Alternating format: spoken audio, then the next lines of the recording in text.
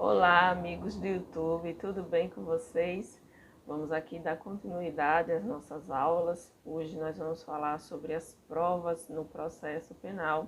É um assunto bastante cobrado nas provas de concurso e eu espero de alguma forma passar algum conhecimento que seja útil para vocês. Então vamos à nossa aula de hoje.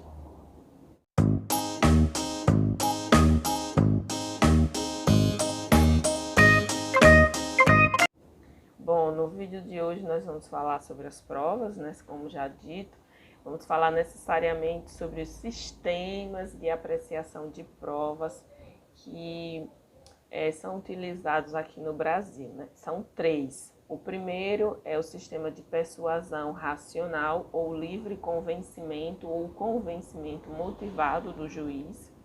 O segundo é o sistema de prova legal ou tarifada, também chamada de certeza legal do legislador. E o terceiro é o sistema de convicção íntima, né? Vamos agora destrinchar esses três sistemas. O primeiro é o aplicado no Brasil, é o que vigora, certo? Mas os outros dois, eles também são utilizados de forma mitigada. Bom, persuasão racional ou livre convencimento, ou convencimento motivado do juiz, diz que o juiz ele está livre, né, para decidir da melhor forma possível, sempre usando as provas disponíveis no processo, né? Então ele não está vinculado a nenhum tipo de prova. Também com esse sistema não existe nenhuma hierarquia entre as provas, não existe uma prova que valha mais, outra que valha menos, entendeu? As provas elas têm o mesmo peso, né?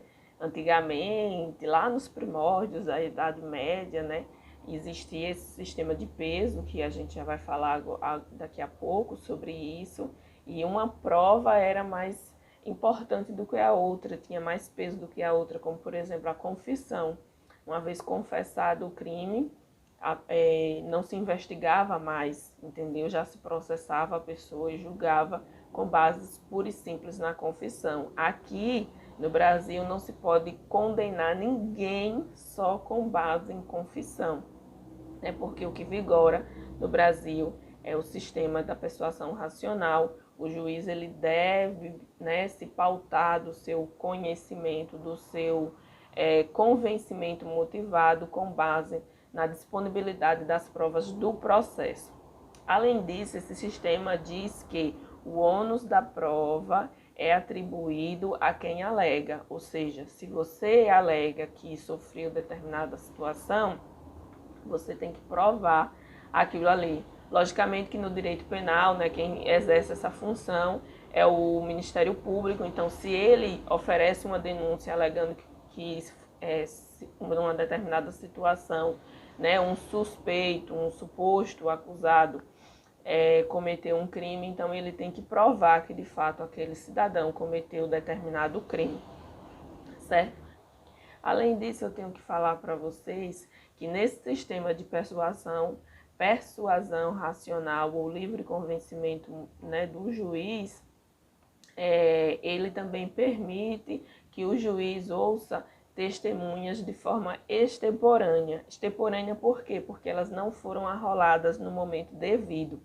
A gente sabe que existe um momento processual específico para que seja oferecida, né, essas testemunhas, que seja arrolada essas testemunhas, né, ao juiz, que no caso seria para a acusação, no oferecimento da denúncia, já tem que colocar lá o rol de testemunhas, e para a defesa, no oferecimento da resposta à acusação. Então, são esses dois momentos distintos, tanto para a acusação quanto para a defesa. Mas, com base no sistema de persuasão racional, mais uma vez falando, ele permite que o juiz ouça essas testemunhas, né, que foram oferecidas de forma extemporânea, ou seja, fora do momento processual devido. É muito legal isso, porque às vezes a gente precisa, né, de que o juiz ouça uma testemunha que é bastante importante, mas que no momento, né, do oferecimento da resposta à acusação, não se tinha contato com essa pessoa, nem se sabia o endereço, mas mesmo assim era importante a oitiva dela, ela foi localizada em um momento posterior, então se pede ao juiz, fica ao critério dele, né, a aderir, permitir a oitiva dessa testemunha ou não, mas isso é possível, né, é perfeitamente possível. Agora vamos falar sobre o sistema de prova legal ou tarifada, também conhecido como certeza moral do legislador. Esse sistema ele era muito utilizado na Idade Média, né, quando a igreja fazia o papel do órgão julgador lá nos primórdios, certo? O que era que acontecia lá? A igreja ela precisava julgar os hereges e ela fazia isso com base na confissão ou então ela pesava as provas. Ela tinha várias provas ali disponíveis comprovando que aquela pessoa era um herege, né? Então aí ela iria escolher quais as provas ela iria utilizar. Existia um peso maior para determinada prova, certo? E isso era muito ruim, né? Porque não existia nem o contraditório naquela época. Enfim, esse sistema era muito utilizado lá e aqui no Brasil ele é utilizado ainda hoje, só que de forma mitigada. Quando é que nós iremos usar esse sistema de prova tarifada ou sistema de prova legal? Quando o crime cometido deixar vestígios. Por exemplo, roubo, lesão corporal, é obrigatório que se faça o exame de corpo de delito.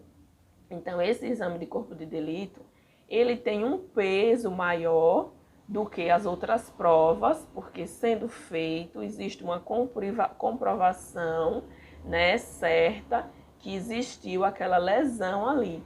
Então, é importante nos crimes que deixam vestígios que se faça um exame de corpo de delito. Então, qual é o pilar desse sistema? Crimes que deixam vestígios deve imprescindivelmente, é obrigatório que seja feito o exame de corpo de delito. Por fim, nós temos o sistema de convicção íntima, né, que ele era muito utilizado no direito romano e aqui no Brasil ele também é utilizado de forma mitigada. O que é esse sistema? Lá na Grécia Antiga, né, quem fazia o julgamento dos criminosos era o povo, né? E aqui no Brasil isso acontece hoje em dia. Como é que acontece e onde acontece? No Tribunal do Júri. O Tribunal do Júri é composto por jurados representantes do povo, não é isso? E eles fazem o seu julgamento de forma pura e simples, com a sua convicção, certo? E eles não precisam fundamentar, né? Eles vão ouvir lá a acusação, ouvir a defesa e etc. E no final, eles vão dar o veredicto. E esse veredicto é de forma sigilosa, justamente para proteger, né, toda essa sistemática. Então, no tribunal de júri, é utilizado esse sistema de convicção íntima, né, que é com base pura e simples no entendimento do cidadão, sendo que ele faz isso e não precisa fundamentar. É bastante interessante isso aí e vocês precisam ficar ligados para saber distinguir quando é um sistema, quando é outro, porque esses sistemas eles são cobrados em prova, então é importante que vocês memorizem, certo? Por fim, eu preciso falar para vocês ainda que existe no processo penal a possibilidade de você juntar provas no processo que não estejam necessariamente dispostas no Código de Processo Penal. São as chamadas provas inominadas. Por que são inominadas? Porque não estão previstas no Código de Processo Penal, mas elas são aceitas para fins de comprovação de provas. E quais seriam essas provas que não estão previstas lá no CPP? Provas através de fotografias, sons, o Código de Processo Penal ele é bastante antigo, não havia essa previsão, mas com a evolução da tecnologia, isso é perfeitamente possível, porém não está prevista no Código de Processo Penal, por isso são chamadas de provas inominadas.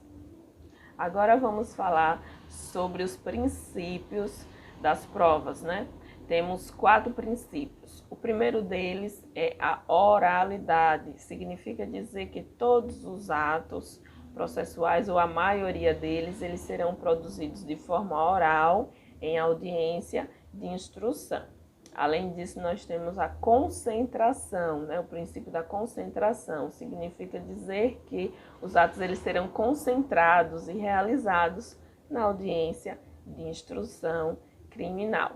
Temos o princípio da publicidade, que significa dizer que, em regra, os atos processuais eles são públicos, podendo o magistrado, de acordo com a situação e a complexidade da causa, torná-los sigilosos. E, por fim, temos a liberdade probatória, significa dizer que existe uma liberdade de produção de provas, exceto as provas ilícitas, que não são admitidas no processo penal. Bom, agora vamos falar sobre as provas ilícitas no Código de Processo Penal. Como eu já disse, elas não são admitidas, certo? Porém, a doutrina ela faz duas distinções com relação às provas ilícitas. Para a doutrina, a prova ela pode ser ilícita, ilegal, e nesse caso ela atenta contra o direito material, como por exemplo, uma busca e apreensão sem mandado, uma tortura com o fim de obter uma confissão. Isso seria uma prova que seria juntada no processo e ela estaria eivada de vícios, porque não se observou o direito material, certo? Além disso, existe uma outra nomenclatura que seria uma prova ilícita, ilegítima. Ilegítima quando ela atenta contra o direito processual em si, as regras do direito processual, o devido processo legal, certo? Porém, as provas ilícitas, existe uma possibilidade onde elas podem ser admitidas. Por exemplo, suponhamos que um cidadão, melhor, um policial, querendo obter, por meio da confissão, a localização do produto do crime, de um determinado crime cometido, ele começa aí a torturar o suspeito. Tortura, no intuito de obter a sua confissão, certo? Obtém a confissão e localiza o produto do crime. Em regra, essa prova ela seria ilícita por derivação, que para obter o fim, os meios não se justificam, certo? Porém, posteriormente, se constata que já existia um mandado pré-existente àquela tortura para o local informado pelo torturado, ou seja, pelo suspeito. Nesse caso, a prova será admitida? A depender do contexto, o juiz irá fazer um juízo proporcional do valor da prova e poderá ser admitida. Por quê? Porque já existia um mandado pré-existente no endereço informado pelo suspeito após ser torturado. Então, era uma fonte independente, uma fonte autônoma.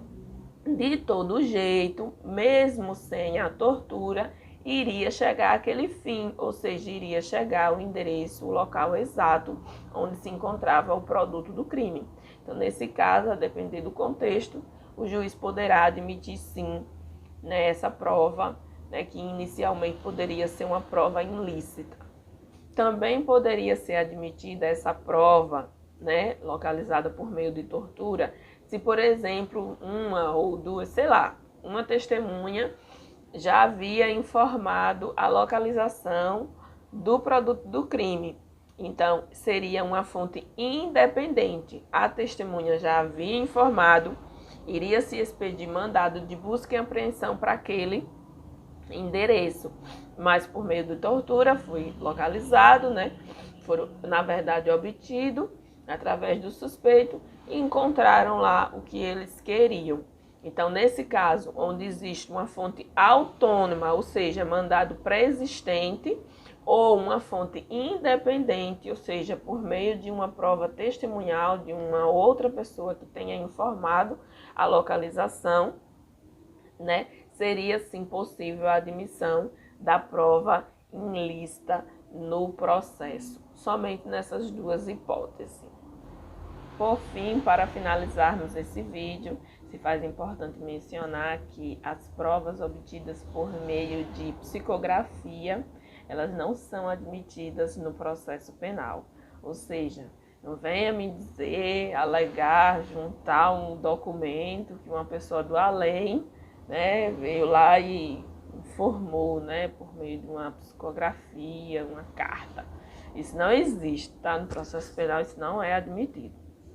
As provas do processo penal, elas são admitidas por meio dos 5 sentidos, né? Que são paladar, olfato, audição, visão e tato. Somente esses 5 sentidos e nada mais. Então era isso, pessoal, que eu queria falar com vocês hoje. Espero que vocês tenham gostado dessa aula. No próximo vídeo eu vou falar sobre as prova, né, a prova testemunhal, e eu conto com a presença de todos vocês, tá? Se inscrevem aí no canal, deixa o like e compartilha esse vídeo. Tchau e até a próxima aula. Bons estudos!